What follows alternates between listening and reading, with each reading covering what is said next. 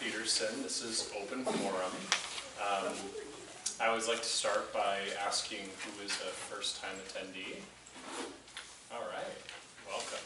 Yeah, so every first Wednesday of the month, except the summer months, so we're back in session, we have a conversation here in the room, and we come with a different health topic to talk about, and we want to leave lots of space to answer your questions about anything health related, and we'll be posting a video of the conversation we have to our website, CoeurLaneHealingArts.com, and there's a little information about our clinic in the back, and so if you want to learn more about us, that's a great way to find out more.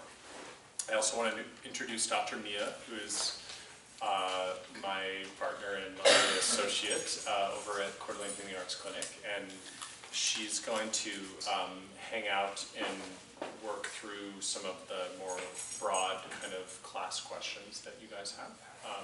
We'll do that towards the end of our conversation, just so that those of you who really want to learn about the Detox program, the kind of topic we prep, we can start with that. But what we will do first is take a little time to get some questions on our little board here and circle back to them toward the end of our conversation. So who's got a question they want to lead us off with? Yes, please. Do we have to make our own juice? In the program, I'll talk about that. Yeah, I'll get to that. Good question. Yeah, who else has questions? Yes, please. Can you talk about radio waves, microwaves, Wi-Fi, and all that? I keep reading about that it's detrimental to health. Yeah, sure. I'll just put EMFs. Yeah, thanks. And health. Okay. Yeah, come on. Yes. I was thinking about one of the things I read was you said fasting and diabetes. Mm-hmm. How does that go, with the diabetic? Yeah, for sure. Just to clarify, is it a type 2 diabetes we're Type talking 2. about? Yeah. Yeah, good one.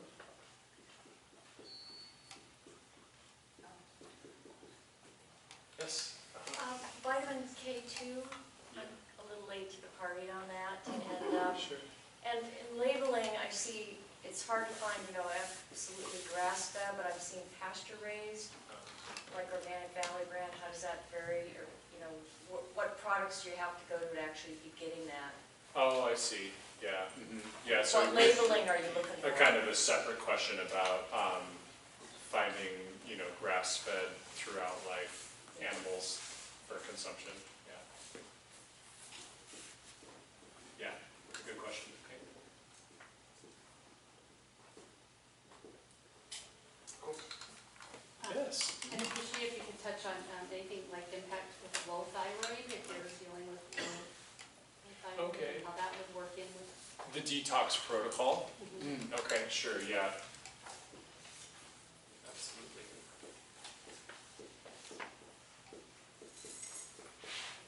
Okay.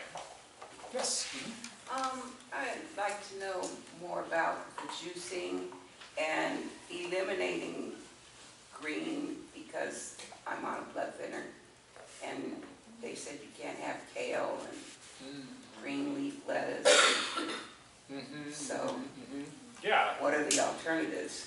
Yeah, sure. I can touch on that briefly, and maybe we might even individually talk after the class, because that's a pretty unique individual question, but I can, just briefly touch on it. But I might advise we just swing up afterward. I'll hang around to talk and chat with anybody who wants to, so, yeah.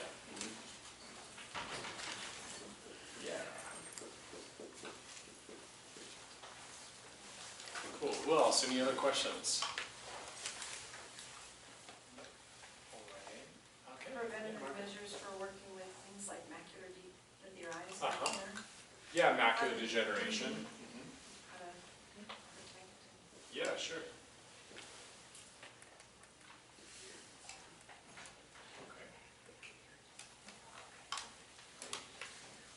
What is the question?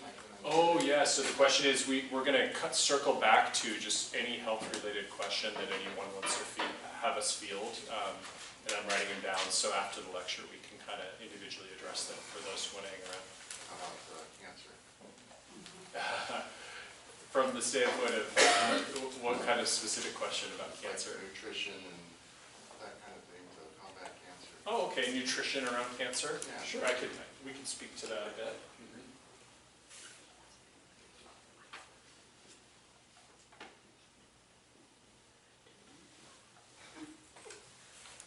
Yes.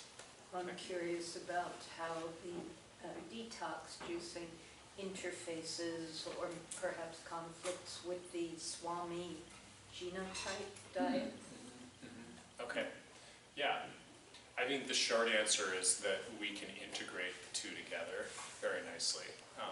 And in the classes, we'll speak directly to that. Okay. But it would not be a conflict. Oh, good. Yeah. Okay. How do you spell what she said? Genotype, G-E-N-O type. It's a process of individualized kind of nutrition, basically. That's kind of genetically incorporated. Yes. Can you talk to the issue of eating food in plastic, drinking water out of plastic bottles? And Yeah. what else? It kind of ties nicely into this lecture. Yeah, please. Plastics.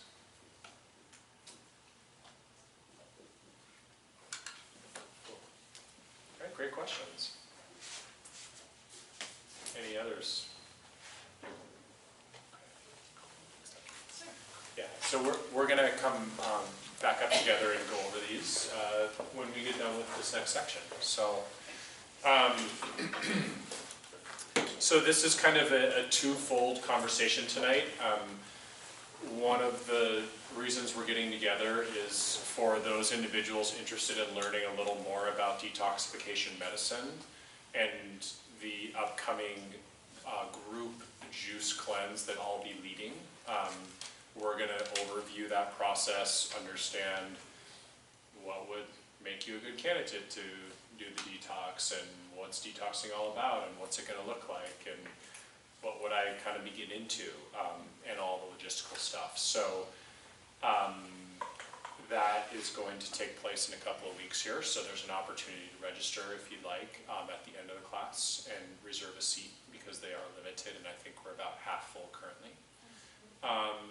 Also, I want to spend some time tonight on a unique topic because I do this detox piece a couple times a year, so I like to bring some different little angles to talk about that are somewhat related. And so the other topic I thought that would be really great to explore together is really appreciating a really what I consider crucial part of metabolism, which is understanding the hormone insulin and its role and relationship in metabolism, as well as various dietary and or meal timing or fasting interventions to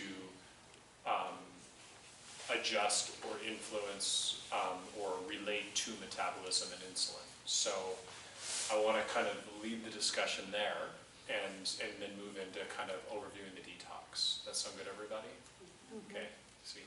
Now, I really see this as a conversation we're having, so I don't have notes. I have a couple little things scrawled down, but there's no lecture, there's no PowerPoint. So raise your hand if you have a question about something, if you want to explore something deeper, and we'll just pivot off of that and kind of build on it. So that's how I think it's best to flow these conversations. So I guess kind of starting zoomed out in a broader overview, it's a very significant issue we have in our country with obesity and the constellation of connecting health conditions to obesity. We have things like cardiovascular disease, we have things like degenerative joint diseases, we have things, strokes, heart attacks, dementia, high blood pressure, cholesterol issues. So, we would say that, diabetes is one, we would say that these issues profoundly affect our society in modern culture. It's kind of interesting because up until about 100 years ago, these were unheard of terms, basically. But really what we saw happen in the 20th century is we got these life-saving drugs. So people used to die of abscesses and, infections, tuberculosis, pneumonia. These were major killers. And we invented antibiotics. We kind of created modern medicine. And it's extended longevity, so people live longer. But there's a real question as to the quality of our lives. And one of the big things kind of getting in the way of that is the emergence of chronic disease. Most of these chronic disease processes we would call them diseases of lifestyle. They are not a genetic, or infectious cause, very specific outside of ourselves. They actually have to do with the everyday choices we make, the decisions we make around stressors, food choices, physical activity, circulation, sleep, these real fundamental determinants of health. And so, in my position as a primary care doctor, that turns out with my adult population to be the vast majority of what we're dealing with and confronting. And the numbers are fairly scary. I mean, it's something like 1 in 6 adults has diabetes. 1 in 3 adults, or might even be 1 in 2 is insulin resistant or pre-diabetic. 42% of Americans are overweight and something like 32% are obese. These numbers get pretty huge, and so they have very serious long-term ramifications and consequences. But part of the problem with a lot of these metabolically related chronic diseases is the effects of them are insidious, and insidious in that they are going on a very long time often before we realize that they're going on, until a lot of the damage in our body has already been done that's irreversible. So I really feel like it's important in my work with my patients, but also in these opportunities to meet with everybody in the community to talk about, the epidemic of metabolic disease, and how to become more aware of it, and then, of course, what to do about it. And I think becoming more aware of it, part of that is in educating some of the physiology or the biochemistry of what's really going on here. And that's where kind of this part of the lecture comes in. And so, when we're looking at metabolism, what do I mean by that? I mean how our body takes all of the substances we ingest for energy and life, our food, right? And how it converts it into usable substrates for our body to sustain itself, build itself, create immunity. All of our functions basically at the core come from this transformation of energy, basically. And so we're really going to dial in and drill into that process and look at evolutionarily how it's designed, and then how our modern society has morphed into a different way that really doesn't fit our evolution. And so I think I want to start with that to really just get into some of the organs we're talking about. How would you define metabolic syndrome? Yeah, metabolic syndrome, it has a very specific medical definition. It's the constellation of high blood pressure, waist size over 40 inches for men, 35 inches for women, high triglycerides or dyslipidemia, impaired fasting blood glucose. What is impaired fasting? Is that 100? It's over 100 fasting, yeah. Mm-hmm. And I feel like I am missing one more parameter. High blood pressure? Oh yeah, high blood pressure, that's the fifth. There you go, high blood pressure. And you don't have to have all of those to officially have it. I think it's like 4 out of 6. Yeah, 4 out of 6, 3 out of 5, something like that. And so yeah, it's that constellation of things, and they all really intertwine. And I'll try to get into explaining that a little bit. But we could say that this term metabolic syndrome is really the root source of these chronic disease processes I've been mentioning. What percentage of the population has metabolic syndrome? Yeah, That's a great question. I don't know how clear the research there is, but if I were to guess in the adult population, I would say probably 1 in 2. Pretty reasonably. Yeah, so it's pretty high. Yeah, so it's a big issue because these are, things, again, and the hard part is it's insidious, so we don't per se know about it. We could be walking around with this stuff all going on and have no clue. So when we get down into talking about metabolism, how does this come about? Let's start more with kind of the peripheral things. Or not peripheral, they're very central, but not what I'm going to talk about as much. So there's this supply and demand process in the body for energy, right? So, we talk about calories, that's the energy currency we use. So in a very simplistic model, the number of calories you take in and the number of calories you expend, they should be roughly equal, as an adult, and that's how we sustain ourselves. If we're a growing child, we want to be taking in more than we're burning out because we need to build. But once we're an adult and we're fully grown, we pretty much need to keep it about equal.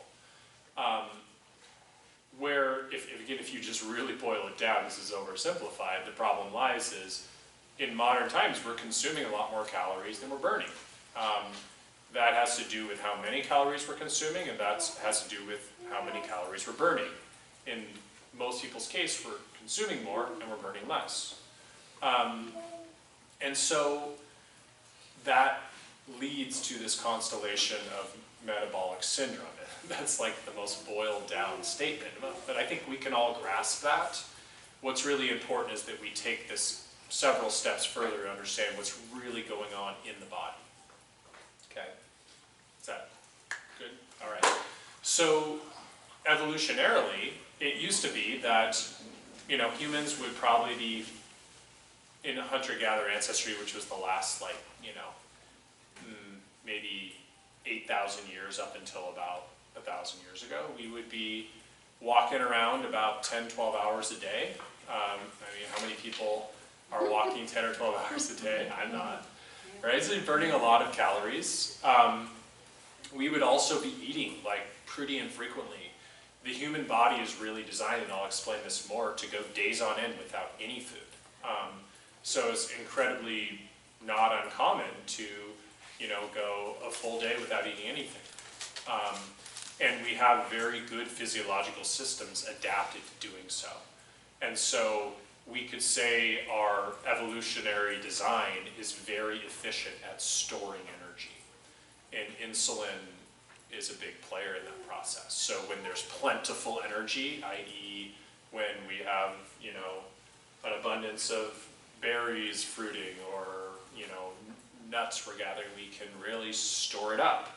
And there's a process I'm going to explain metabolically of how we can store all that reserve for leaner times. Because inevitably in the ebb and flow of the 4 seasons and abundance and scarcity, that was the nature of our species up until very recently. As opposed to now, where there is continual abundance 24/7, 7 days a week, from the day we're born to the day we die. And so we've gotten into this place where psychologically we feel like we have to eat 3 times a day and snack 3 times a day. And, there's this relationship with food that is very far away from what our ancestral evolutionary design dictates. And so just to kind of frame a little perspective, big picture. So when we get down into the body, it's like, okay, let's just start from the very, you have, an apple in your hand. How does it get turned into energy? What's that process? So, okay, you chew up the apple, hopefully you chew it up, you swallow it, it gets into your stomach, and there's acids that get secreted. If there was protein apples, there aren't really, you pull out the proteins there and break them up a little bit. And things mix in that acid environment for about an hour. They get shuttled into the small intestine. Small intestine is like a 26-foot long tube. It's a really incredibly large organ. Its surface area is the size of a football field. And its purpose primarily is to absorb are broken down food and water. And so in that process in the small intestine, to break the food down further, you have the pancreas, which is what's called secretory organ. You have the gallbladder, which is a holding organ, and the liver, which feeds the gallbladder. And they shoot a bunch of juices into the small intestine and chop everything up further into individual particles of, single amino acids, what are called monosaccharides or single sugars, and single cell fats or triglycerides. And through a very complex process, and gut bacteria and all of this, they get absorbed into the bloodstream into what are called lacteals, which is part of the lymph system, and that shuttles everything into the venous system and right over to the liver. So everything gets sent over to the liver, and the liver is this amazing organ. It does tons of things, but what we're going to focus on is its metabolic function today. So the liver repackages everything and starts to send it off to tissues in different forms. And I think where we need to really focus what we call biochemically is on what's really going on in the liver. So I mentioned well, first of all, physiologically, does everyone kind of got that process so far, how we got there to the liver? Okay, great. So we talked about three primary macronutrients here. So we've talked about carbohydrates. We said monosaccharides, right? That's the individual base unit. Fiber is also a carbohydrate, so you got to be careful there because fiber is an incredibly healthy part of our diet, but we don't absorb it. So fiber really helps keep the gut healthy. It pulls toxins out of the body, but we can't absorb it into the bloodstream. So that's, when we have big, bulky, healthy stool, it's someone who's eating a lot of fiber, right? And so that's a carbohydrate, but it's not a metabolic part of our process. And we have fats, and there's various forms of fats, but the base unit is a triglyceride that gets absorbed into the bloodstream. And then we have proteins, the base unit of that being an amino acid. So that all breakdown process with all those enzymes in the gut, that's what gets to those small units. And at the end, when we talk about nutrition, around how to treat this, we'll talk about sources of these different foods. Real generally speaking, vegetables are low caloric carbohydrate, meaning there are a lot of fiber, very little starch and sugar. Grains are much higher starch, caloric carbohydrates with some fiber. Beans are a mix of protein and carbohydrate and fiber. Nuts and seeds are a mix of all three, protein, fat, and carbohydrate and fiber. Meats are mostly protein and a little bit of fat. Dairy is a mix of fat and protein. Fruit is a carbohydrate that has a little more starch and sugar. And oils are all fat. So are you kind of describing the glycemic index? Not really. I mean, in a way, in a very, very general way, but I'm just kind of telling you the big food groups. If you look at a food pyramid or a food plate, now they call it, that's the breakdown of what these foods are.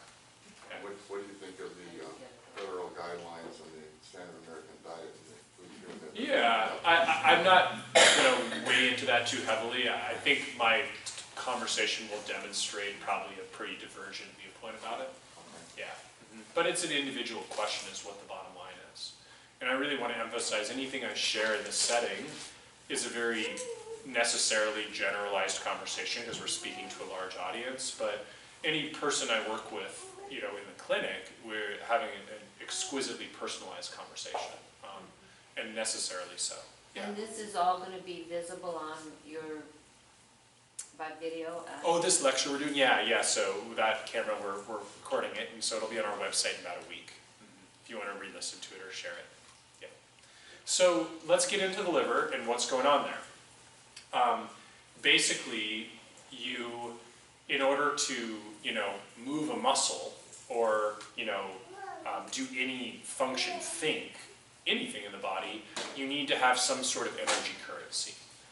And that energy currency is called ATP, primarily in the body. That's mostly the energy currency we use. And there's a whole massive part of biochemistry I can talk through here, but bottom line is there's a few different ways to break down energy. You can break down fats for energy, you can break down protein, and you can break down carbohydrate for energy. But they get broken down different ways, and that's very key to this conversation about insulin, metabolism, fasting, etc. Because the protein, the way that fat gets broken down into energy does not involve any activation of insulin. So we can make ATP from fat, but we don't have to activate this hormone insulin to do it. And that's really key. Protein actually does activate insulin, but pretty gently. And carbohydrates heavily rely on insulin to activate energy creation and distribution. So maybe we should spend a minute talking about insulin. Okay, what is this hormone? It's made in the pancreas, and we have to have it to live, definitely. It's crucial. And evolutionarily, the wisdom of insulin is it has an opposing hormone called glucagon. So we say that the body, when it's flush with energy, when you've just had a big meal, burger, shake, and fries, you have lots of insulin being pumped out of the pancreas. Because essentially, it's surveilling the body and saying, wow, there's a lot of substrate moving into the bloodstream. Especially it's looking at the carbohydrates, that's the key. And it's seeing all of this readily available energy in the bloodstream and saying, we got to get that energy converted into the cells so the cells can use them or store them. Right? So either actively use or store that energy for a rainy day when there's not so many burgers, fries, and milkshakes around. Okay, so insulin is a key hormonal signal to tell the body there is a lot of food around, there's a lot of energy around, let's use what we need to, but let's store most of the rest. And so basically this process gets activated in which the body goes into taking, this huge amount of energy and shuttling it into storage and into cells to be activated into ATP. Follow so far? Mm-hmm. Now, say it's a rainy day and hasn't been burger, shake, and fries for a long time.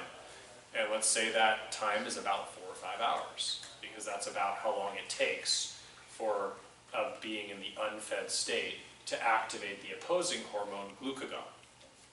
So glucagon comes out of the pancreas as well, and it goes into the bloodstream and it signals the liver and it signals the cell to say, uh-oh, we're getting low in energy, we need to liberate some storage energy and convert it into readily available energy.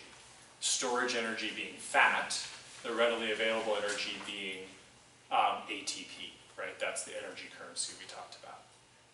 So glucagon comes out, breaks down storage, liberates it into ATP, and the body can use that. And we can do that actually for like up to 20 days. I mean, I fasted someone on water for a long time, a couple weeks, and you hear of inpatient settings where you can do this for months, depending on someone's reserves. So anyways, basically, that other hormone, that's the oppositional hormone to insulin. So does everyone get that basic concept of those two hormones? Okay. So let's go into the mode of insulin and talk about really what's going on there. So you have this meal, and it has fats and proteins and carbohydrates. But specifically, what the insulin is really sensitive to is the fact that you had the meal, right? That's number one. You didn't have the meal, no insulin. But number two, it's that there's carbohydrates in that meal.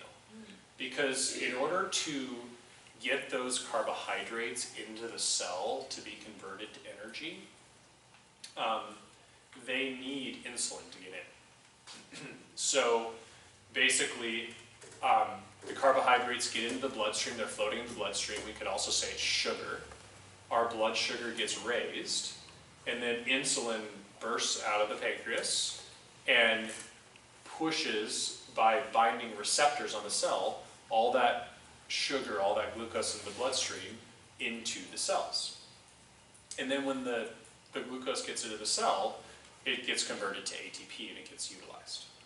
Okay? Or there's so much sugar around in the bloodstream that it's like, wow, the cells don't need all of this. So the sugar circles around to the liver, and the liver repackages all that glucose into fat. And this is a really confusing thing for people. This was a big bubble in medicine in the 80s and 70s, and it was an industry supported based on very poor science that we said, fat's bad for us. People are getting fat because they're eating fat. No, not really the case. Actually, this mechanism that I'm describing is the key example of how starches and carbohydrates and sugar can dramatically elevate our cholesterol and fat levels in our body. Because again, all this extra energy, all this extra sugar floating around, the body's got to store it. So in the liver, and insulin is a big signal for this, right? Insulin tells the liver, along with all the sugar that's floating around, we need to store this because we have a lot of energy around. So we're going to store this as fat. And so it converts it into triglycerides.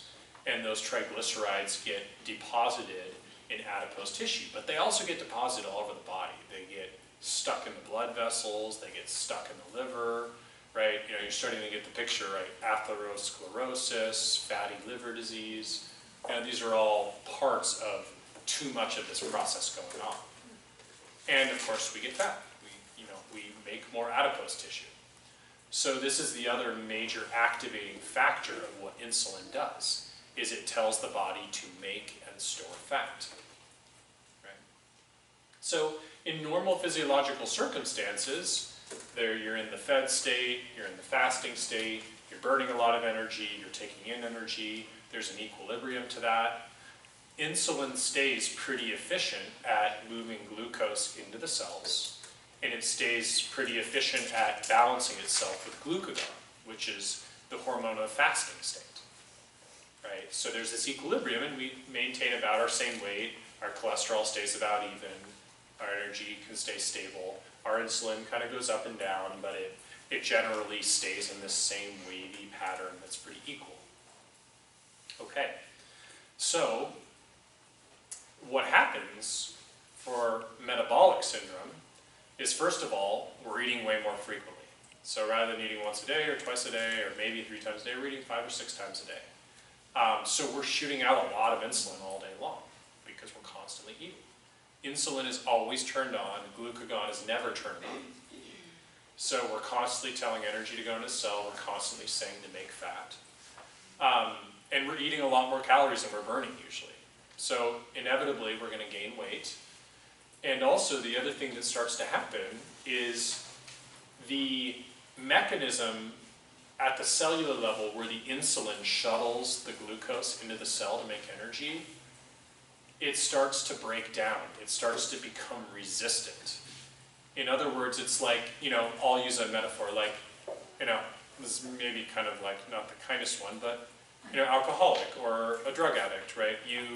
You need more and more of the substance to get the same effect, right? And so you keep users that are addicts use more and more and more. That's one of the definitions of addiction, because the body sensitizes to the substance and it needs more and more and more to achieve the same effect.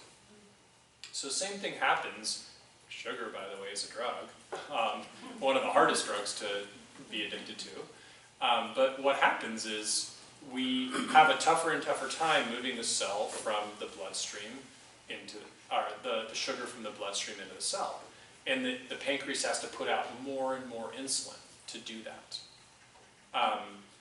And so eventually this process gets to the point, and you'll start to initially get things like hypoglycemic events, where it puts a ton of insulin out, and then someone's sugar goes from really high to plummeting.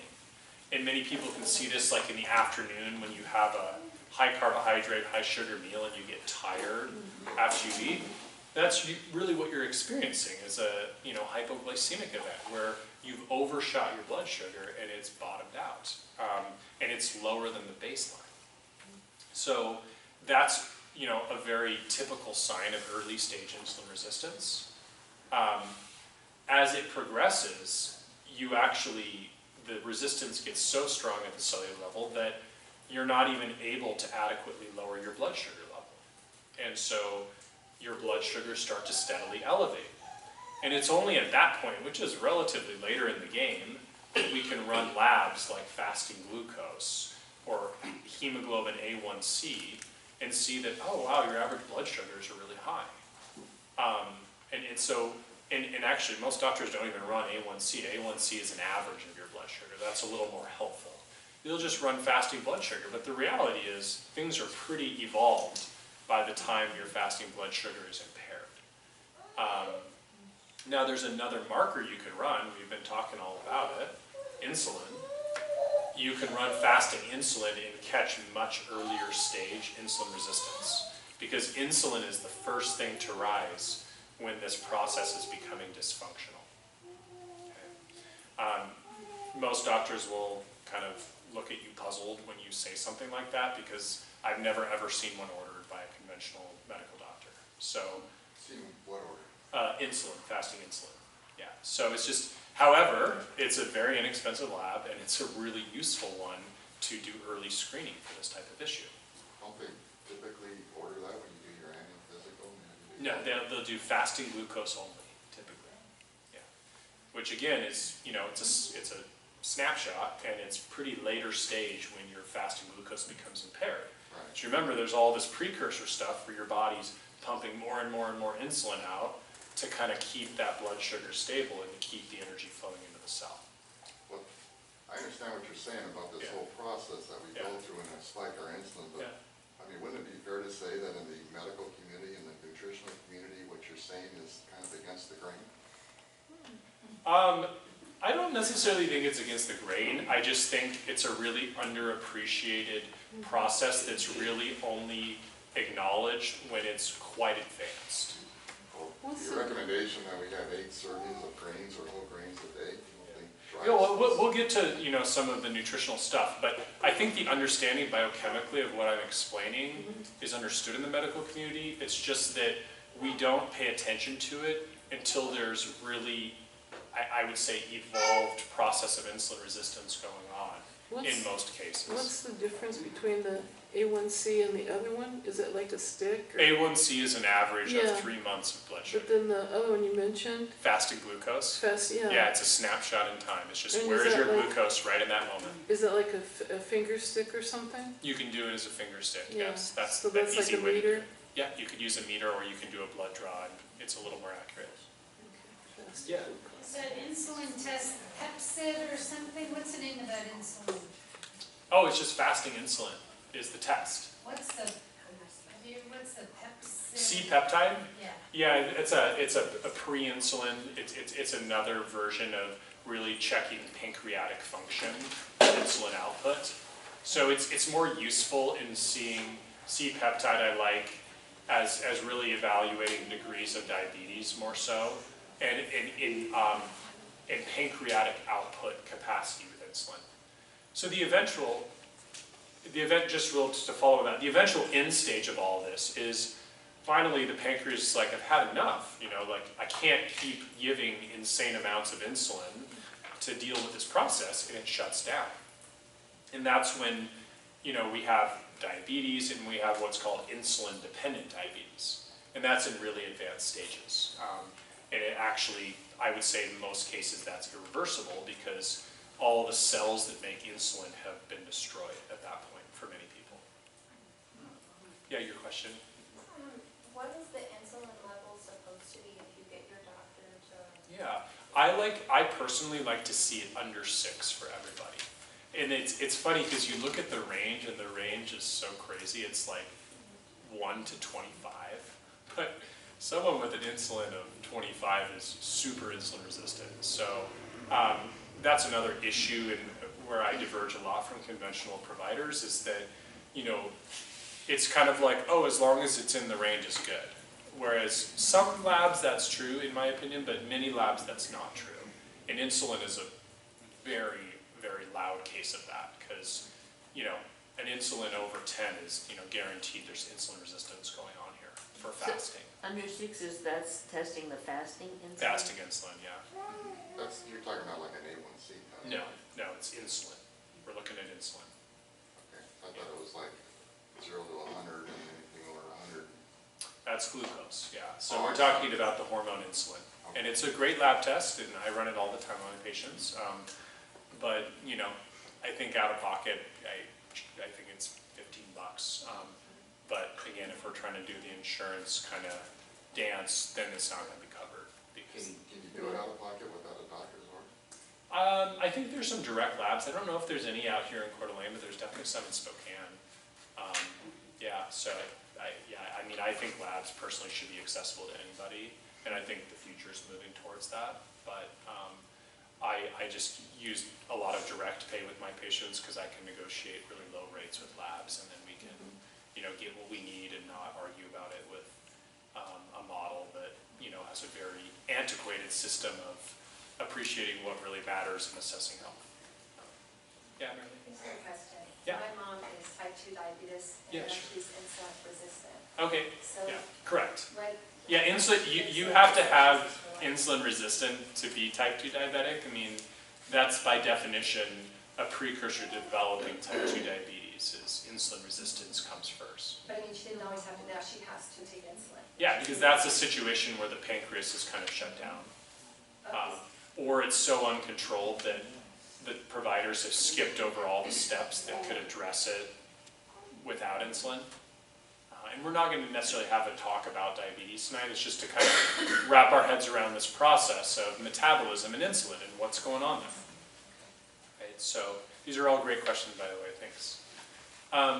So basically, now you're in this place where insulin is constantly activated. It's at really high levels. And, you know, people come in and say, I can't lose weight. You know, I watch all my calories, I count them, you know, so closely, and I exercise and put it up, and I can't lose weight. Oh, okay. Well, wow, your fasting insulin is 15.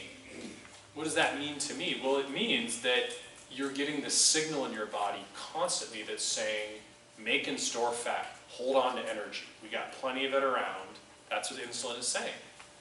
So it's really crucial that we appreciate the physiology, the biochemistry of that, and understanding a way to reverse this process, but also lose weight. And so that's kind of what I want to get to talking about, is how we do that. Okay. Does everyone feel okay about the physiology part? They get the gist of this insulin resistance? Mm-hmm. Okay, great. One thing I didn't mention, but I should, is that protein also activates insulin. So if you look at some of the cutting edge fasting research that's being done, a guy named Jason Fung is a really good resource, F-U-N-G. One of the things you'll see is that it's not just when we eat starches that we activate insulin, carbohydrates, we also activate it with protein, when we consume protein. The only one that doesn't activate it is fat. And we also activate it, interestingly, this is very crucial, when we consume sugar alcohols or synthetic sugars that are non-caloric. People say, oh, well, I'm on a low-carb diet, but I got all these stevia treats and these xylitol treats, but, you know, they're low-carb, right? Well, sure, they're not technically calories from carb, but all of the hormonal, brain-associated triggered pathways are acting as if you're eating carbs. Okay? So what activates insulin is not just the molecule of sugar in the bloodstream. It's also the taste sensitization and how that triggers pathways as the brain communicates to the pancreas and other metabolic organs. So you can't really get away with that, unfortunately, if we're dealing with insulin resistance. Yes? Does adrenaline affect your pancreas? It does, yeah. So the other side of this equation, we're talking about the metabolic nutritional side. The other side of the equation is, well, how do you get the insulin to be more sensitive, to work better at shuttling the glucose? Exercise, right? Create more demand in the cell for more energy, right? So one of the fundamental treatments here is, of course, exercise more. It's a good way to reverse insulin resistance in obesity and diabetes. We all know that logically, but at the cellular level, more demand in the cell, more utilization efficiently of the hormone insulin. Now, your question about adrenaline, this is really key.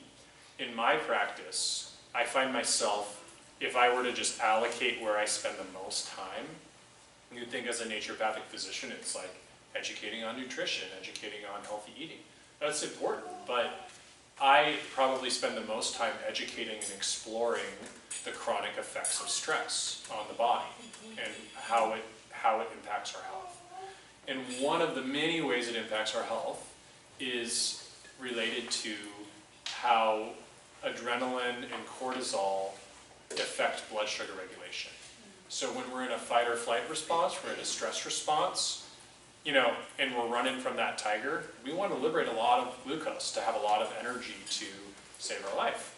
When we're in a chronic state of fight or flight all day long, all of our life, we don't really want that effect, you know, going on, because all these things like chronically liberating glucose into the bloodstream, you know, that's going to lead to insulin resistance, right? For example, so I see plenty of patients who have a exquisite diet and exercise regimen, yet they have insulin resistance. Anyone know who that is? Okay. So point being, basically, if we're constantly kicking out stress hormone, we're constantly telling the body to liberate glucose and put it in the bloodstream. So we're contributing to insulin resistance. And those individuals with those perfect diets and, you know, exercise patterns are like, well, this is what it has to be. This is the only other thing it can be, is that your stress response is really maladapted and is constantly surging. And arguably is pretty challenging to work on. It's probably the hardest. Yeah. What does that feel like when your body is insulin resistant? What's going, you've explained it metabolically. Yeah, so I spoke a little bit to that piece around one of the telltale signs clinically would be those really big dips in energy, fatigue, exhaustion, sleepiness after about an hour after meals, and then really getting shaky after short periods of time of not eating, really needing to reload. That kind of vicious cycle of, you know, carb roller coaster. So like, you know, the term I like that people use is hangry. I'm hangry, you know, irritable and, you know, edgy and shaky. That's very common. You know, but a lot of it's so insidious. That's the hard thing, is that we don't per se know what's going on until it's fairly advanced and you're diabetic and you're chugging water all the time because you're spilling glucose into your urine, or you're starting to have neuropathy because your nerves are starting to glycosylate and fuse with sugar, or your vision's starting to change, you know. But it can just be generalized fatigue. I mean, sugar is highly inflammatory in the body. So it could just be like, you know, I feel inflamed, I have redness on my face because I have rosacea, which is a blood sugar related thing. I have, you know, bloating and I'm overweight, especially visceral weight. Remember I talked about metabolic syndrome? It's not your weight per se, it's your dimension of your abdominal circumference. So it's when we carry weight right here. That's the visceral fat, that's related to insulin resistance, and that's the bad kind of fat, because that's the fat that infiltrates all of our metabolic organs. And that's the one much more harmful in the realm of cardiovascular disease, for example. In the back, yeah. Are you saying you kind of heal it by a low carb diet then? Well, we're getting there. We're about to switch gears, yeah. Before we move on, you Yeah. talked about sweeteners and artificial sweeteners. Yeah. They're bad for you generally, but they've come up with a lot of alternative sweeteners. You know, you got Aquavi and some products that are aggressively as this is the way to go. Still activate insulin. Are there any sweeteners that are, I guess, lower or maybe better than compared to sugar? Well, sure, of course, yeah. I mean, I would argue that stevia and, you know, xylitol and monk fruit and some of these other things are, you know, better than sugar. Even honey is, even though that's caloric. But we're not really talking about what the best sweetener here. We're talking about the metabolism of insulin. And from that standpoint, all of those things activate insulin and perpetuate the process that creates insulin resistance. Like on an equal basis, or does it matter? Relatively speaking, I think plain white sugar is going to be the worst, yeah. But realize metabolically that bread is the same glycemic value as white sugar. So there's a very basic misconception in nutrition that if it doesn't taste sweet, if it's not sweet, then it's not high in carbohydrate and sugar. No, it is. It's just the body needs to convert it into that in the gut, and it turns into sugar, like bread or pasta or, bagels and chips and all that stuff. Yeah. Yeah, in the back. Are those herbal sweeteners as inflammatory also? It depends, for sure. Generally not though, because it's not actually converting into sugar, which is the more harmful substance. But in certain ways it is, because insulin itself is very pro-inflammatory. It activates a lot of pro-inflammatory growth factor molecules in the body. And that's one of the harmful aspects of insulin itself, is the growth factor. So, we're stimulating cancer. If there's cancer, we're stimulating inflammatory molecules in various aspects of the immune system in the metabolic tree. Okay? Yeah. Doesn't insulin also stimulate muscle growth, though? Very mildly, but growth hormone is more associated with that. Yeah. Do we know whose lunch that is? Oh, okay. Okay. All right. Okay, got it. Thanks. All right. So let's get to the fun part of talking about how do we treat this, or how do we reverse this process now that we know what insulin resistance is. So two key principles, right? The first principle, which we don't talk about as much, but is really crucial and is really core to the detox conversation, is fasting, right? This concept of glucagon versus insulin, right? How do you get to releasing glucagon? Well, you have to wait 4 hours since the last time you ate, okay? So really basically reverse obesity, reverse insulin resistance. We have to eat less often. And so many people have heard this term intermittent fasting, right? This idea of going a prolonged period without eating. So I'm a big fan of intermittent fasting, especially when we're really targeting weight loss, because you got to turn insulin off to lose weight. So a lot of times I'll recommend a ritual of, in a 24-hour period, of only eating 2 meals. And that can be really helpful because we get insulin turned off and we get the breakdown turned on. To really amplify that, sometimes I'll really advocate eating within a condensed period of 6 hours. So waiting till maybe about lunchtime to have your first meal, and then have a second meal at dinner time. At the really most basic level, I tell people 12 hours between your last meal of the day and your first meal of the next day. That's a form of intermittent fasting, right? You're going more than 4 or 5 hours, you're turning on glucagon. But amazingly, a lot of people don't do that. They eat super late at night, they even wake up in the middle of the night and eat. And so that's a really just fundamental thing you can do. Water is fine. Water doesn't change the state of fasting. You could argue herbal teas don't. You could kind of argue coffee doesn't, but that's not 100% true, but for all intents and purposes it is. And you could kind of argue that eating pure fat doesn't really activate insulin. It's not really fasting because you're definitely eating something you've got to metabolize, but you're not metabolizing it with insulin. So, I wouldn't call that intermittent fasting if you're waking up and eating, drinking a cup of coffee with a whole ton of coconut oil in it. It's not really fasting. You're not fasting anymore, but you have not activated insulin. So that's helpful to know. So also know, if you do eat just pure fat, then you're not going to turn insulin on. So what if you eat broccoli with a bunch of olive oil on it? Broccoli is all fiber, carbs. It's carbs, but it's not caloric carbs. And then the olive oil is a bunch of fat, right? You're not really turning insulin on.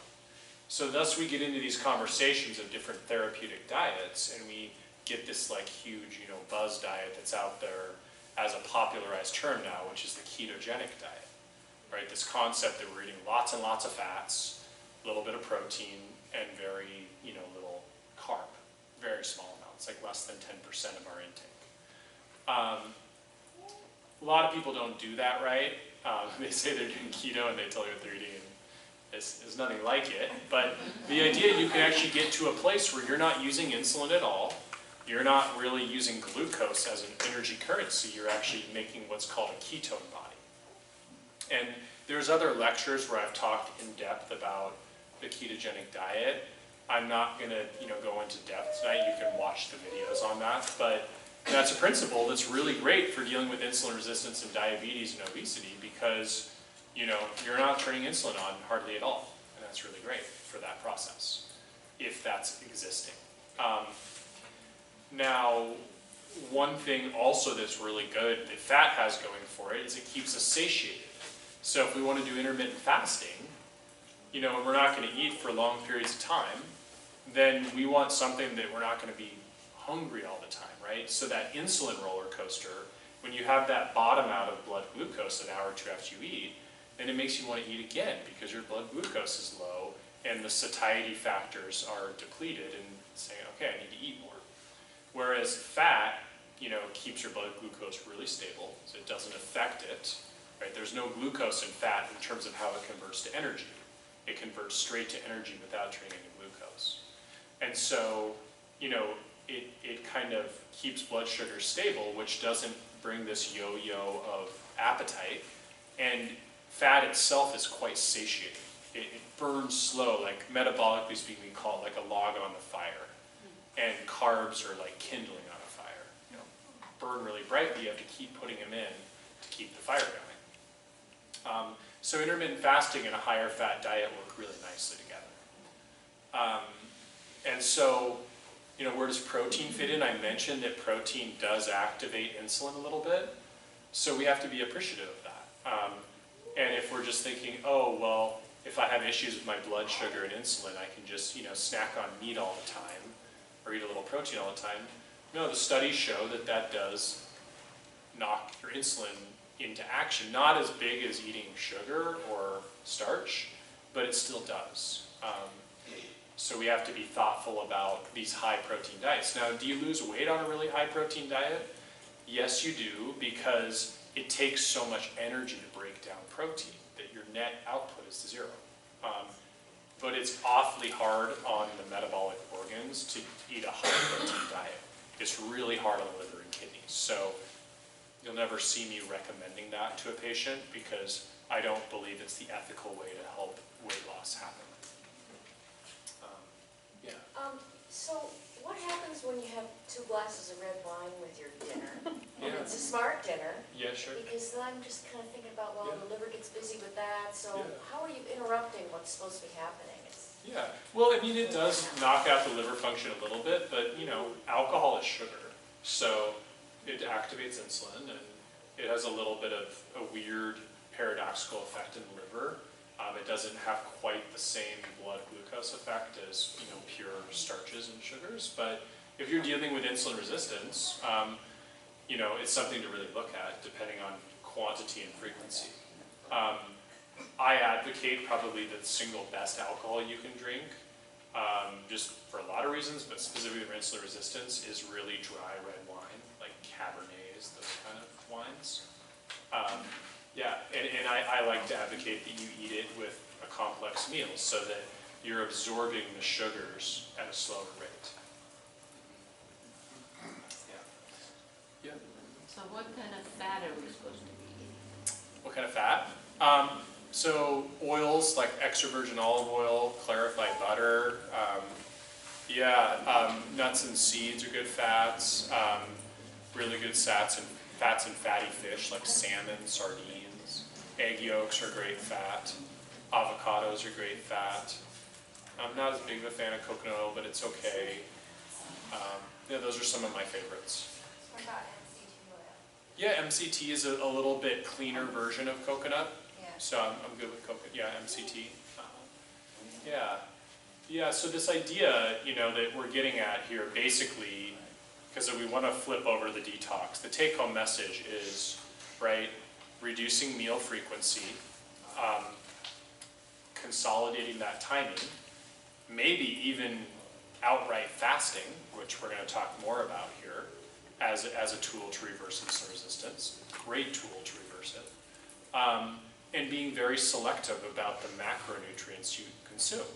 And the big bad guys are sweetened beverages and alcohol, high starch and sugar foods, like really high glycemic fruits like grapes and pineapple. Some are lower glycemic and are much better. All grains have a pretty high glycemic index, meaning they turn into sugar rapidly. If it's the whole grain, you get more fiber with it, so it turns into sugar more slowly. Anytime it's processed, it's going to rapidly convert into sugar, and it's going to cause a much bigger insulin surge. So processed food, right, anything in a box or a bag or a package, probably got a lot of refined starch and sugar. And I would say, you know, the other principal category, lactose to some degree in dairy products, certain types of beans, especially if they're canned, a little more glucose. But real generally, you know, the big culprit, if everybody just stopped eating processed food, you know, we would address, you know, like 75% of this issue with metabolic syndrome and insulin resistance.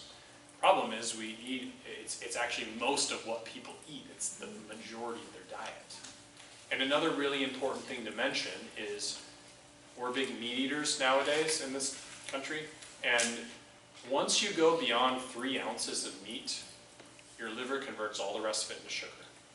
So 3 ounces is the size of a deck of cards. And my big burly male patients who pride themselves in eating 16-ounce steaks, like, well, you're really eating a 3-ounce steak and then taxing your liver heavily to make a bunch more sugar and put it right on your gut. That's what's going on. Is it the protein in the meat that's doing that? Correct. Protein, period. Yeah. So protein, anything beyond 25 grams is all that the liver can handle in one sitting. Where do you come down on saturated fat? Healthy saturated fat's an important balanced part of a diet. Is there an unhealthy saturated fat? Sure, fried food. And eating like too much of saturated fat, like lots and lots of lard. Yeah. Was that protein serving per meal or the entire day? Per serving, per meal, yeah. And How long does that take to digest? I would say, like, you know, you could eat again in a couple of hours and be able to metabolize more. But, you know, again, it's just, yeah, we eat way too much meat. And that's a huge part of insulin resistance that I kind of help a lot of patients discover is, oh, that's why I was doing low carb, but, you know, I was losing weight. Well, look at all this, you know, meat you're eating, and you're turning that into sugar, right? Yeah. What if it's meat with a lot of fat, like salmon or some of those cold fish? Yeah, it depends on how much protein, right? Yeah. So if it's a 10-ounce piece of salmon, you're still converting a lot of that to sugar. Yeah. Yes. You said intermittent fasting can turn back insulin resistant. Is that a absolute or a probability? Well, nothing's absolute. Well, I know, Yeah. but I mean, you have a good chance though. Yeah, of course, yeah, absolutely, yeah. And it'll stay that way if you keep adhering to this kind of diet? Absolutely. Okay. Oh, yeah, for sure, yeah. Yeah, I have lots of people in, like, you know, complete reversal and cure and a really happy lifestyle that, you know, suits them well. And there's a process to that for each person. It's a very individual process, and there's probably a lot of, most cases where we're tackling and addressing an emotional component to relationship with food and structurally and, you know, family dynamics and all sorts of things. But bottom line is, if you can arrive at that place in a really good equilibrium, then yeah, it's sustainable and, you know, the body likes it. Yeah, and the energy's great and those are the good stuff that comes out of it. Yes? You mentioned canned beans having a lot of sugar. If you rinse the beans, does that? Yeah, there's usually less of an issue. And again, there's actually a couple lectures I do about, you know, kind of really dialing in whole foods, nutrition of, you know, what's out in the grocery store and understanding, you know, clinical nutrition around that. So I really recommend you kind of take a peek at the website because there's a lot of good depth there. How bad are potato chips? Yeah, they're pretty high up on the naughty list for insulin resistance. They taste really good though, I know. Yeah. What's that? Fat oil. Yeah, the fried fat is a negative too. Yeah. So, yeah, go ahead. What about hunger headaches? Yeah, one of the symptoms of insulin resistance, for sure. How do you stop that from happening if you're Well, fasting? Vegetables. Yeah, so there's anybody who has really serious insulin resistance, there is a process by which I clinically, supervise them into switching modes, right? So getting rid of processed food, I guarantee will help with your hunger headaches, not hurt. And that's the first step, right, for a lot of people. Once we get there, hunger headaches are a lot lower, then we can carefully modulate the body into intermittent fasting and, a lower glycemic, more keto-like, approach. Yeah. Okay. Also, I was gonna say maybe sodium levels might be low or. It's possible, yeah. Yeah, we talk about that in the detox. Some people are very sensitive to getting hyponatremic, low sodium, so That depending. helps me, I know if I have like a headache. Yeah, I Yeah, have some the people- Salt water, it goes away. yeah, some people are really sensitive in that regard. Yeah, yeah. So, I'm gonna wrap this portion in terms of this dialogue that's been great. And there's other ones that I go into this metabolic stuff on other lectures for the whole hour and a half, so feel free to take a peek at those on the website too. But I do want to, segue into the detoxification introduction, and it really, I think, ties nicely in these principles because the program is really about reversing metabolic damage, reversing cellular damage, regenerating the organs of digestion, which are central to insulin resistance. So a lot of tie-ins here to this program. So I'm going to do a little primer, kind of again zoom out in to the program. So just kind of laying out a background for what is detoxification. If we break down the root word, we have detox and we have toxin. So a toxin is any substance that we ingest, absorb, that enters into our body that harms function, vitality, and health of our tissues and body. So very ambiguous, it's many things. How does toxicity arise? How do we get toxins in our body? Well, we inhale them. I mean, in terms of routes of entry, we inhale them, breathe them, we ingest them, we absorb them through the skin, and we endogenously create them. Turns out, your immune system killing viruses creates toxins. Your body getting rid of hormones that it doesn't need anymore creates toxins. Your blood cells dying creates a toxin. And so these are all things that are a natural cycle of life. We always have toxins in us. But the question is, how much are we also creating toxicity in our body? Or ingesting or bringing toxins into our body? And what are the health consequences of that? So, if we're inhaling industrial fumes, vapors from our cars, things through air vents, molds, microbes, things sprayed in the air, all sorts of industrial things through inhalation. Ingestion is probably the most serious source. So, in our foods, if we're not eating organic, food additives, heavy metals, herbicides, pesticides, medications, major source of toxicity, conventional medications. I mean, so many people on prescription drugs, those are pretty toxic to break down in the body. They have a physiological effect, they have a lot of other effects. Big source of toxicity for our modern culture. We talked about sugar being a toxin, right? Yeah, major toxin in the body for a lot of reasons. Creates free radicals, creates oxidative damage in the body. Tobacco, alcohol, all the usual stuff you think about. Yeah, these are toxins. Physical contact, there's a lot of ways that we move things through the skin. Good example I like to think about are receipts. You touch receipts every day.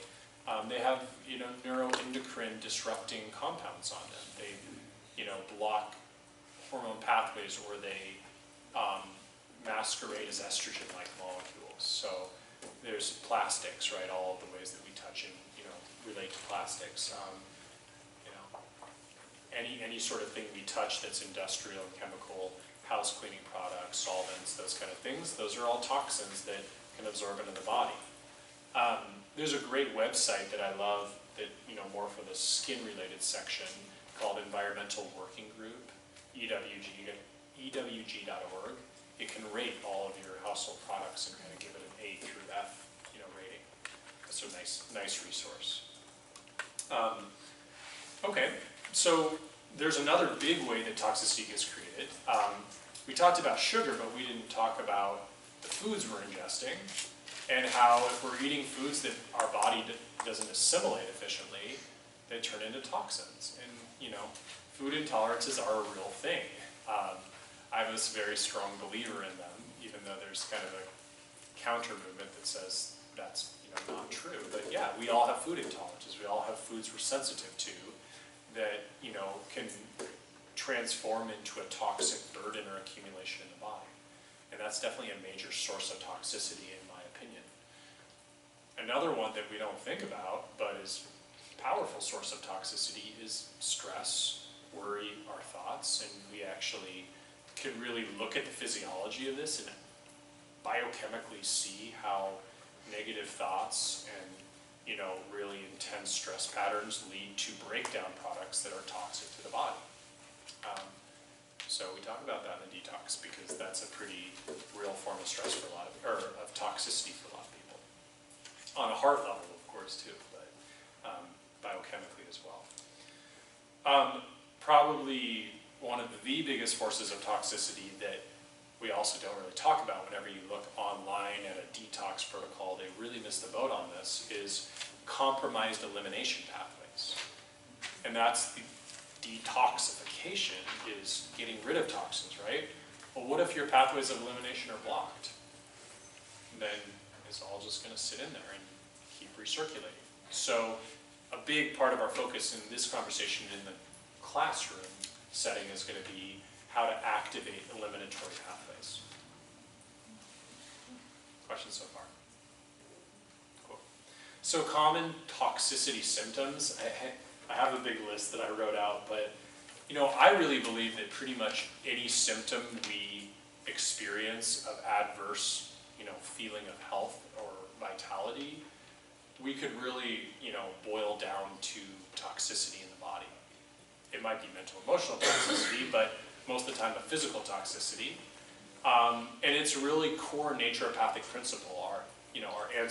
Our originators of my profession really boiled down disease to what they called it back 150 years ago, morbid matter accumulating in the body. It's called the unifying theory of disease, that all disease comes from the accumulation of morbid matter in the body. And I feel that. I believe it. I mean, it really is. That's what I experience clinically, is that we could really boil down almost any chronic disease process or even acute disease to accumulation of toxicity in the body. So you take any symptom, you're thinking, will this help me to do this detox? I say, likely. It definitely, by removing toxic matter from the body and regenerating tissue and repairing function, yeah, we're going to, have the potential to ameliorate a pattern of symptoms. So again, detoxification is neutralizing, transforming, and removing toxins from the body. Typically, this is going to involve a various set of dietary and lifestyle interventions. We're not talking about medicines or supplements or drugs. In my case, actually, the program is exclusively food-based. We offer some supplemental supportive therapies, as options, but not necessary to really get a really great experience. So, what are some methods to do this? On a most basic level, it could be as simple as a detox could be stopping eating processed food or stopping eating sweets. It's a mild detox, but nevertheless, many people will experience positive health benefits from that. It could be simply avoiding a food, especially a processed food. It could be a little more intense, like you could do a more hypoallergenic approach where you're not eating the typical inflaming nightshades and wheat and dairy. A lot of people will embrace these hypoallergenic diets. That's a form of detoxification, a little more aggressive.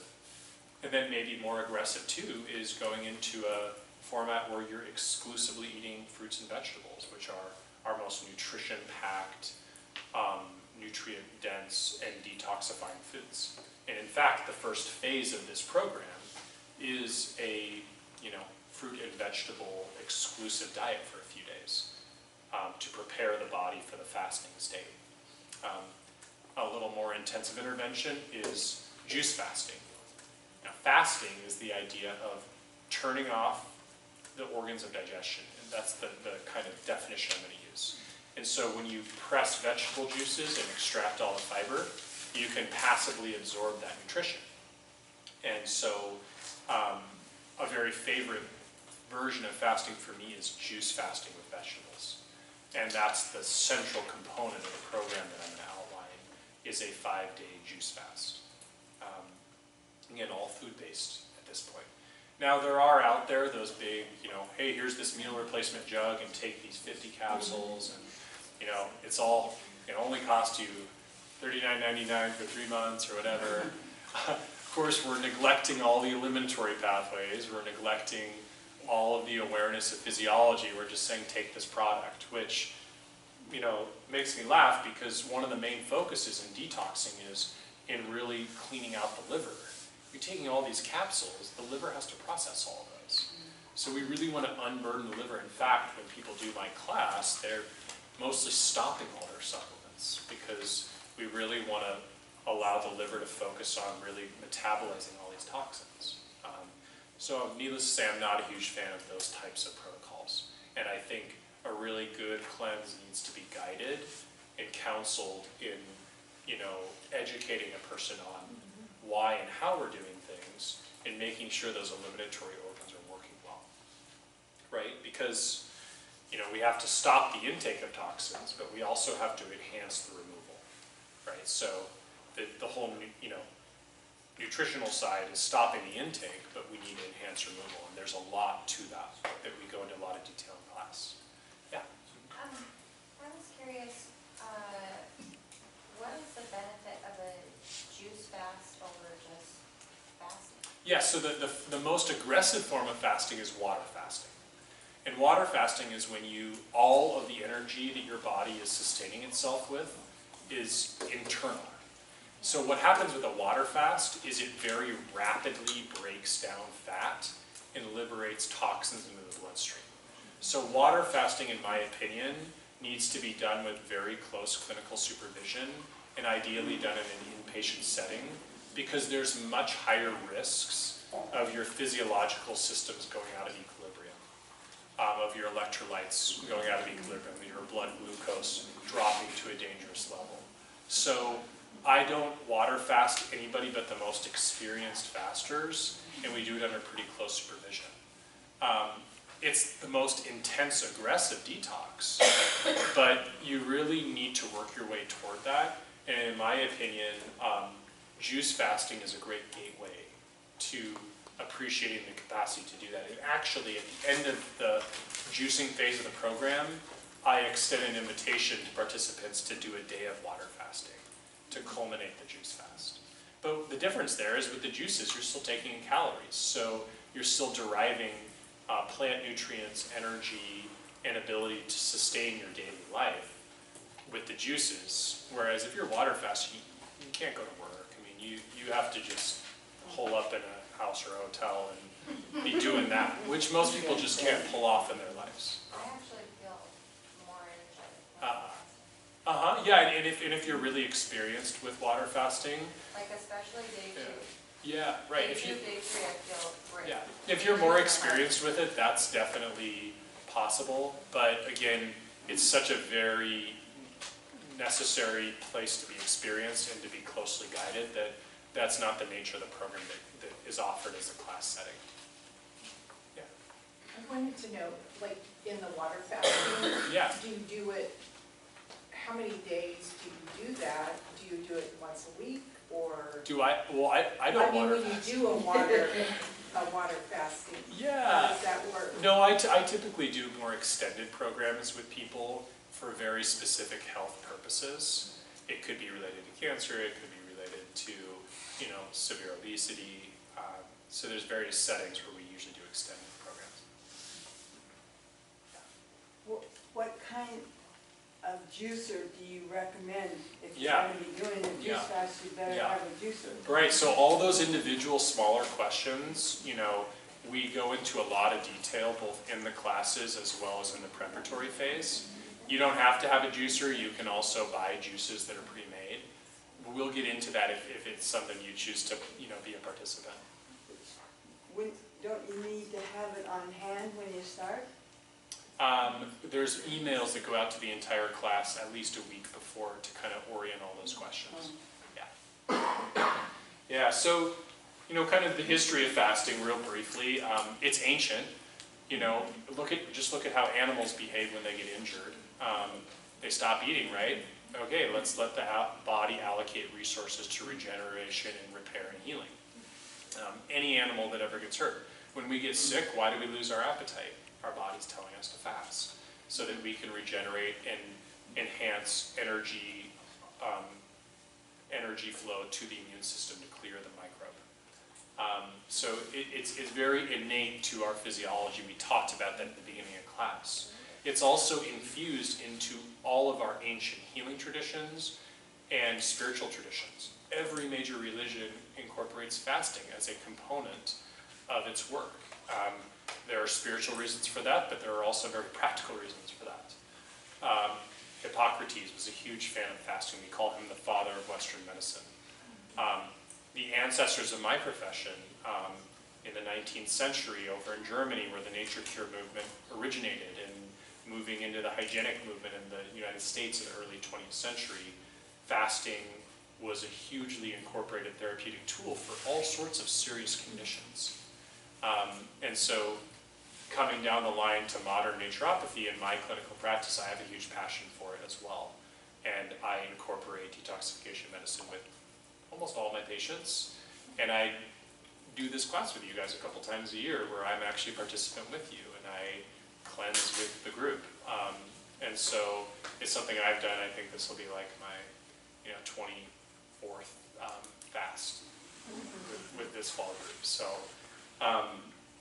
yeah, it's a really powerful medicine, and it's based upon a really crucial principle that I think is universal, which is that we are capturing and utilizing the body's innate healing ability. All we really got to do to heal from any sort of disease process, for the most part, is get out of the way of the body's healing process, because most of disease or lowered vitality or health comes from ways in which we kind of impair the body's innate knowledge of how to take care of itself. And so what are we going to do in this process? What are the main principles? We talked about we're going to enhance elimination, right? So the major organs of elimination, the liver, the kidneys, the bowels, the skin, the lymphatics, and the lungs.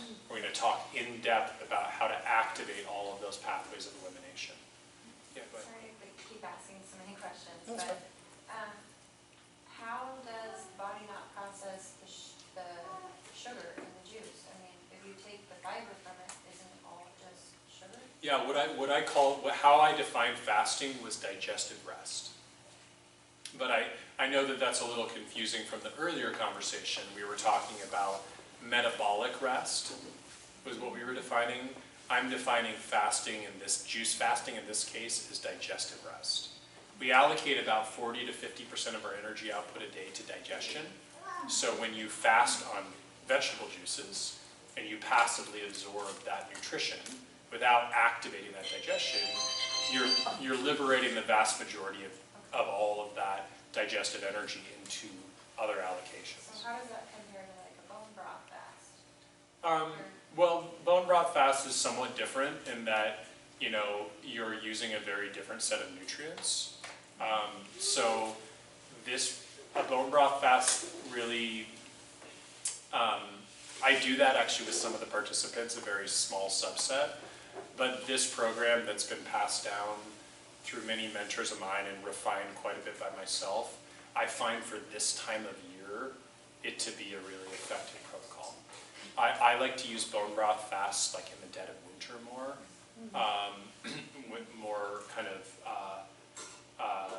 more warming foods. But a lot of people utilize the nutrients in the juice very efficiently to enhance their detoxification process.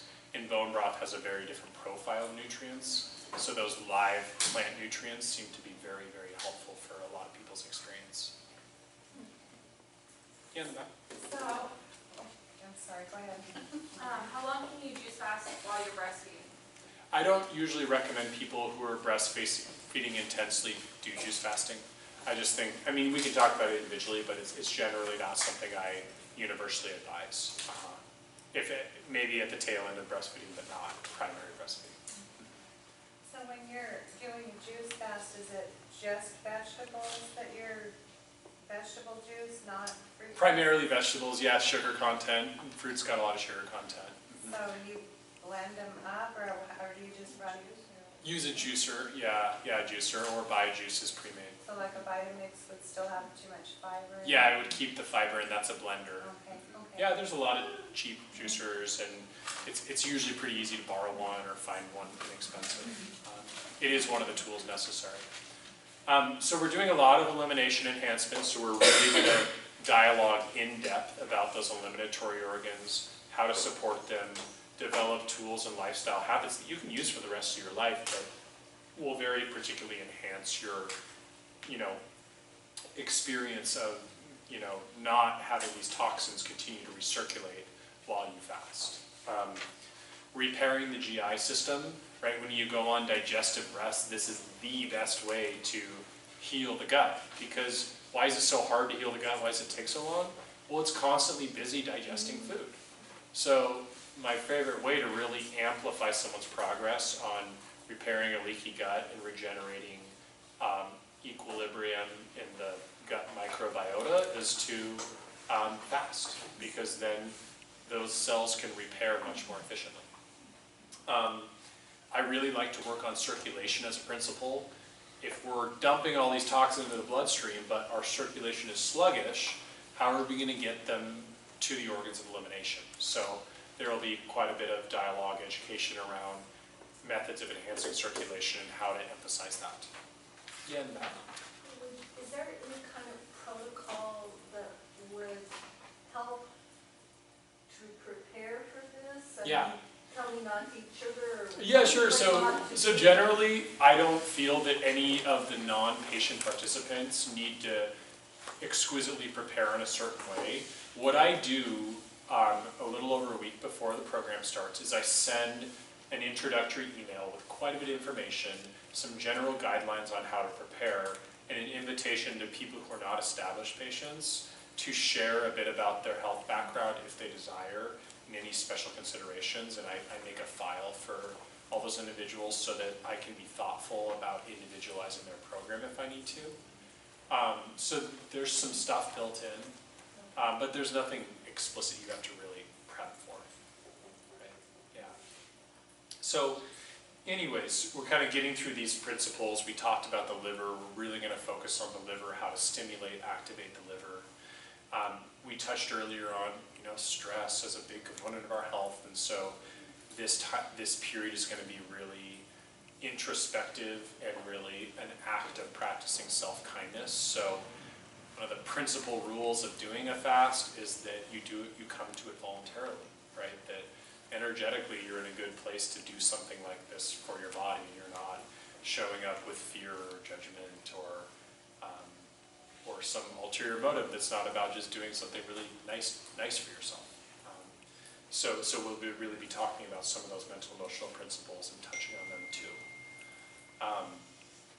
From a principle standpoint, that's what we're interested in. In terms of outcomes, again, like some of the main things people tell me: better energy, better sleep, weight loss, reduction in congestive symptoms, improved immunity, improved blood sugars, improved blood pressure, better regulation of menstrual cycles, less allergies, healthier gut symptoms. I mean, the list goes on and on. So really, they can be many. And some people can have a rough time during parts of the detox, and that's part of it, right? You're liberating toxins. So we're going to do our very best to help your body efficiently mobilize or remove them, but you know, we can expect that it'll be a real insightful, challenging process for most people, especially if you're not really experienced in this regard. And the cool thing is we're all doing it together, so there's an incredible group collective in that experience holding you through that process, which is super, super valuable. There's a lot of connecting and sharing about people's experiences that happen. So everyone ready for the logistics of the program and just a little overview? Okay. If people are needing to jet, just to share, at the back of the classroom there is a sign-up sheet. So there are 30 seats in the class. Right now we have 15 filled. So if you want a seat, the deadline to register is next Thursday. If you want to register tonight, Dr. Mia is also going to hang and help get some people registered. You can give cash or check, and I'll go over the cost and all that. You can also call the clinic tomorrow or have our staff call you tomorrow if you leave your phone number so that we can get in touch. And we can do that. So just want to go over those logistics. We will be meeting 4 times, and the first class when we meet is going to be Thursday, September 19th. And we'll be meeting from 6 to 7:30 in this room. And then we'll be meeting the same time, same place the following Thursday, 6 to 7:30. In between that first class on the Thursday and the following Thursday, we're going to meet on Sunday afternoon at 4 o'clock, 4 to 5:30 here. And then the following Sunday, culminating class, 4 to 5:30. So it's 2 weeks, classes, same times, 2 evenings, 2 afternoons on the weekend. And all those dates are kind of written on this little flyer. It's on our website, but those are our times. Now a question comes up, what if I can't make a class? Not a problem.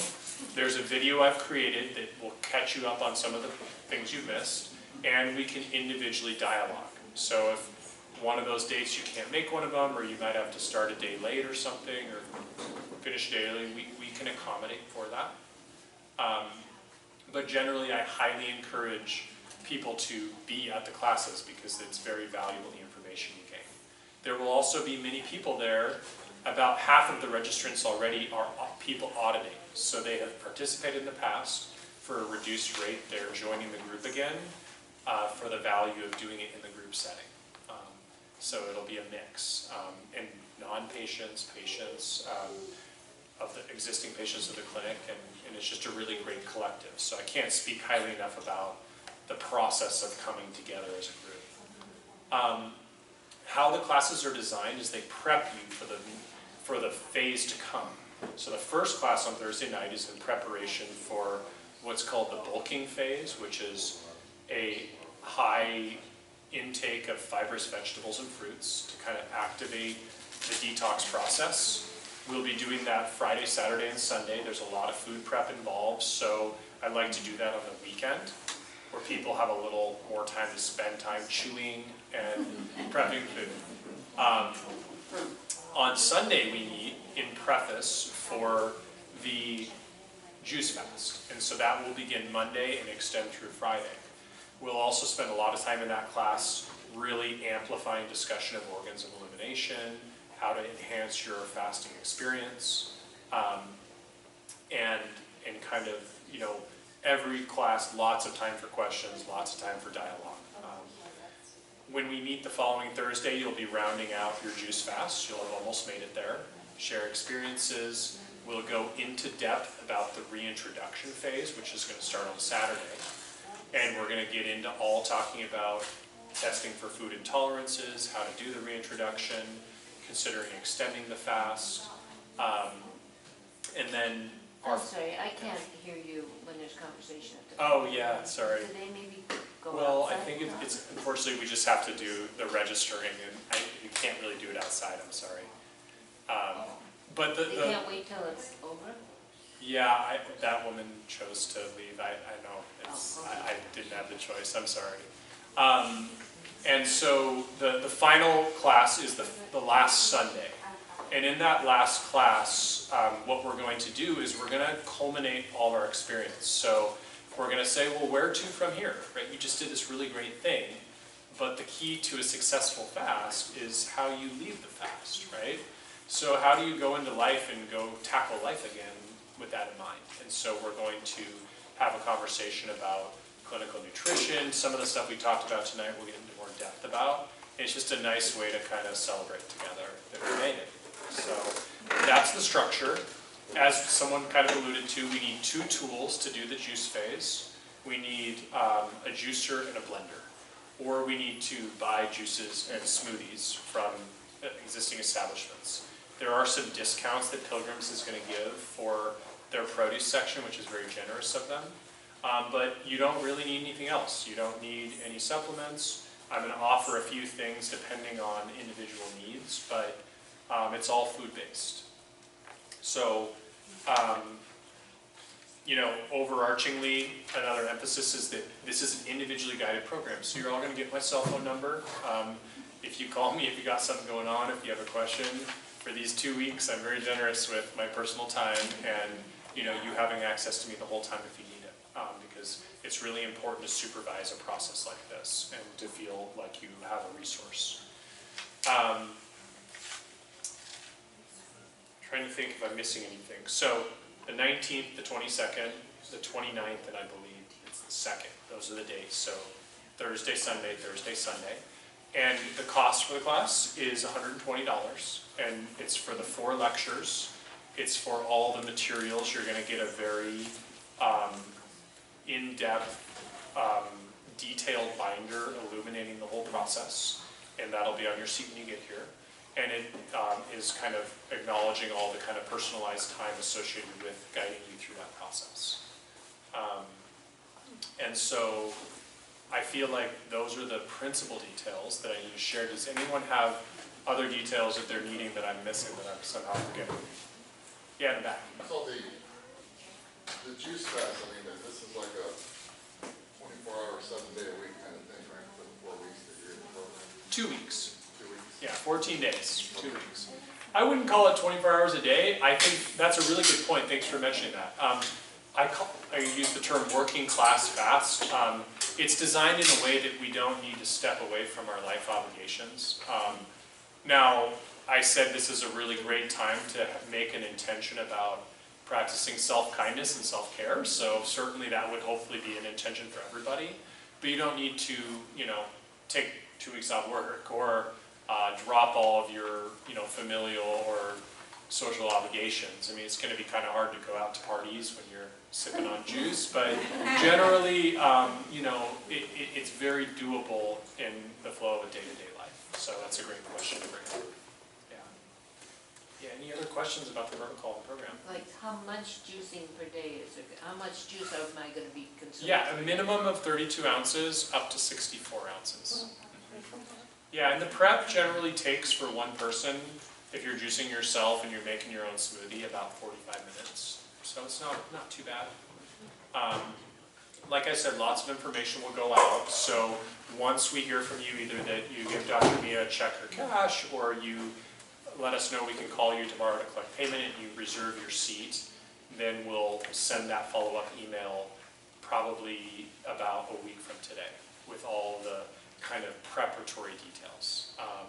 And then we'll kind of establish you in with the clinic and kind of move the process of all getting together on that first meeting Thursday night here. There will also be a 3-day shopping list you get, so you kind of can have a heads up about what you might need to shop for so that you don't have to shop the night before you start, and things like that. I just had a question. Yes. When I did the fast back in April, Yeah. we did mason jars, and so you'd already be eating your breakfast, and you'd be making your lunch, but you would be starving, so you'd have a mason jar, so you said you Yeah, eat great. your lunch, and then so forth, while you're eating your lunch, you're making your dinner, when you put it in the mason jar, like that way, just to keep 2 weeks. Yeah, there you go. Yeah, there's a lot of strategies, and we'll have lots of time to talk through that when we're getting together.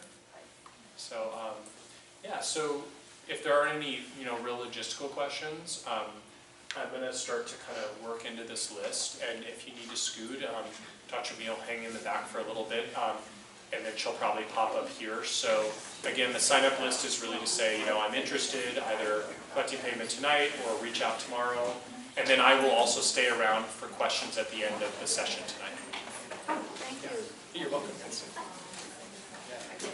Okay, so we've had some questions. Someone had a question about EMFs. Yes, great. I really do think it's something that powerfully impacts our health. I'm working on developing a handout that could be just a more generalized, you know, hygiene of EMFs and how to reduce your exposure. The science is very early right now about the health effects, but it's coming out. And they're not good findings in terms of how these electronics interface with, you know, we are an electromagnetic being, right? So it means that all of our cells are in vibration, and what are EMFs? Electromagnetic frequencies. So they're interfacing with our cells.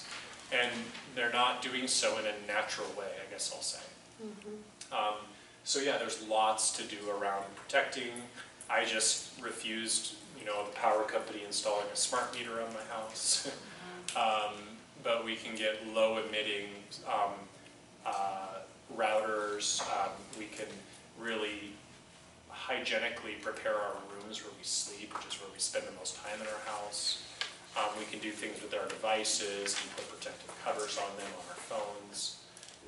So these are all really, there's many, many aspects of how to like tidy up our exposure to these types of substances. Yeah. The ways it impacts health, we've seen anxiety, cancer, we've seen it impact sleep in major ways. So those are some of the big ones that come up. But there are many more that we're only just learning about. You had a question about diabetes and fasting. I will work with people with active diabetes and fasting, but I usually want to talk with them first about their specific situation, because we often will have to make specific accommodations. It's doable, but we want to kind of look at the case uniquely. So if you wanted to hang and chat for a minute, Okay. I'd be happy to do it. But generally, it's a really helpful way to reduce blood sugar issues. But we just have to be very conscious about how we do it. Vitamin K2, you had asked what's the deal with this. Yeah, vitamin K is a really important vitamin. It has a specifically huge role to play in clotting factors in the body, the clotting cascade. K2 is a very specific version of vitamin K that tends to have some additional properties and benefits to the body. One of the big ones is that it's more bone building, so that's very helpful. It also tends to be a cofactor in other absorptive processes, and a lot of the ways we hear it referenced is in relation to vitamin D. And so a lot of people will say you should take vitamin K2 with vitamin D to enhance utilization of these nutrients. I don't do it that way per se. I often have a lot of people eat a lot of vegetables, because vegetables are packed with vitamin K for the most part. And I feel like we don't need to supplement vitamin K to adequately obtain it from vegetables. Whereas vitamin D you can only make from the sun, and most of us don't hang out in bathing suits all summer long, all day long to make enough vitamin D. So we actually do need to supplement. Grass-fed labeling, you know, I think my best advice there is like, you know your farmer, if that can be possible. That's the ideal situation, because then you know exactly what's going on. And there are some resources local. I don't know currently. Sometimes patients periodically tell me where they're sourcing meat, but that's obviously a great option. The key thing about, you know, red meat, if we're talking about that, is that it doesn't just need to be grass finished, it needs to be grass fed throughout its life. So, you know, I should say, it doesn't just need to be grass fed and then grain finished. So a lot of labels will say, you know, grass fed, but then they finish them on grain and they, you know, gain a few 100 pounds on grain at the end, and it's not the same thing. So, you know, you really want to look for a label ideally that says grass fed and finished is really going to be your optimal version of red meats. And that's pretty hard to find. It's usually much more local sourced. Yeah, so that would be the main labeling distinction I would make for red meat. Now for fish and poultry, it's different. You know, we're looking for organic, and we're looking for, in the case of fish, wild caught primarily is what we want to use. Yeah. A question about thyroid and detox? Yeah. Just about, if you're taking something for your low thyroid, is there any adjustment or anything? No, you got to be careful about the cruciferous family of vegetables. If you're eating pounds of cruciferous vegetables, they can slow down thyroid function. They knock out iodine.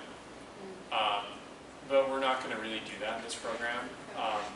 So I see very little concern. The only thing I've seen a couple of times is people's bodies get so much more vital that, they get hyperthyroid and they need to lower their dose. But that happens with a lot of medications on the detox. Uncommon for thyroid to have that happen in that short of a period, but it can. Yeah.